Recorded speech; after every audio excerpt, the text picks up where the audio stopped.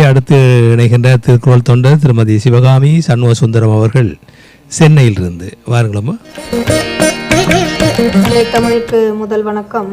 சங்கத்தமிழ் இலக்கிய பூங்காவிலிருந்து ஜெர்மன் தமிழருவி வானொலி நேயர்கள் அனைவருக்கும் சிவகாமி சண்முக சுந்தரத்தின் இனிய புத்தாண்டு நல்வாழ்த்துக்கள்.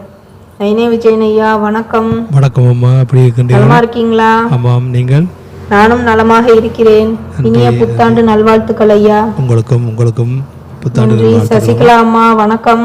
வணக்கம் அம்மா, நலமா இருக்கீங்களா? இருக்கிறோம் அம்மா. புத்தாண்டு நானும் நலமாக இருக்கிறேன் அம்மா.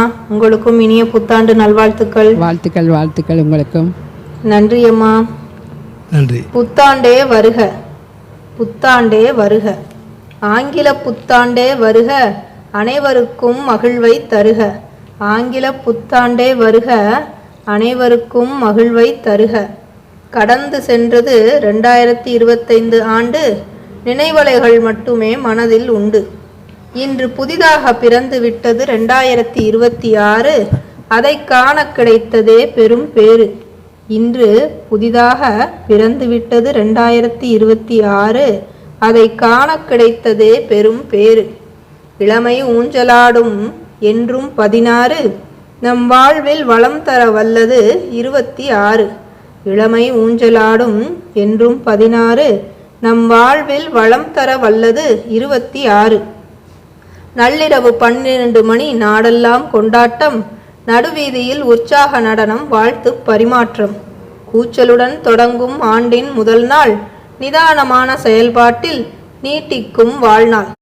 ஒவ்வொரு புத்தாண்டும் ஒரு புதிய ஆனந்தம் பிறக்கும், அனைவரது வாழ்வும் ஏற்றம் பெற்று சிறக்கும்.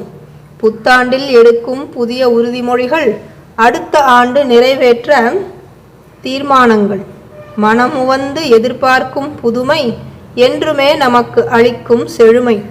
புத்துணர்ச்சி தரும் ஜனவரி 1, ஆண்டு முழுவதும் தொடர்ந்தால் நன்று. புத்துணர்ச்சி தரும் ஜனவரி 1, ஆண்டு முழுவதும் தொடர்ந்தால் நன்று. புதிதாக பிறக்கும் சுட்டி குழந்தை என்றும் கவரும் நம் மனதை. புதிதாக பிறக்கும் சுட்டி குழந்தை என்றும் கவரும் நம் மனதை. ஒரு முறை மட்டும் பிறக்கும், ஒவ்வொரு நாளும் சிறக்கும். ஒரு முறை மட்டுமே பிறக்கும், ஒவ்வொரு நாளும் சிறக்கும். வருக வருக 2026, தருக தருக செல்வம் 16. வருக வருக 2026, தருக தருக செல்வம் 16. வாய்ப்பளித்த ஜெர்மன் தமிழருவி வானொலிக்கும் சங்கத்தமிழ் இலக்கிய பூங்காவின் ஒருங்கிணைப்பாளர் நீலகண்ட தமிழன் ஐயா அவர்களுக்கும் நன்றி கூறுகிறேன். அனைவருக்கும் மீண்டும் என்னுடைய இனிய புத்தாண்டு நல்வாழ்த்துக்களை தெரிவித்து விடைபெறுபவர் உங்கள் அன்பு சகோதரி சிவகாமி சண்முக சுந்தரம், சென்னை.